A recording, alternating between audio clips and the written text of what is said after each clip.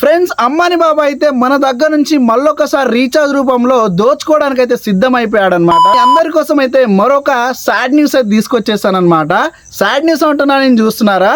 So నిజమే అండి. ఏవైతే మనకు జియో, ఎయిర్టెల్, విఐ అయితే ఉన్నాయో ఇప్పటికే మనకు చాలా రీఛార్జ్ ప్రైజెస్ పెంచేసి మనకైతే తలనొప్పిగా తీసేసాయి కదా.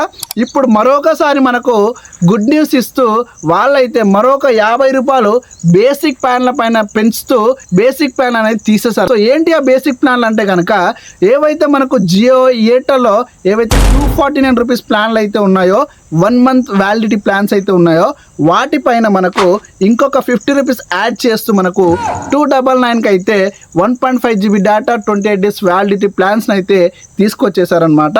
ఇవే ఇప్పుడు మీరు రీఛార్జ్ చేసుకోవాలంటే ఎయిర్టెల్లో అయినా, జియోలో అయినా, విఐలో అయినా బేసిక్ ప్లాన్లు మనకైతే. సో నిన్నటి నుంచి మన రీఛార్జ్ ప్లాన్లు అయితే వీళ్ళు పెంచేశారనమాట ఒక 50 రూపీస్.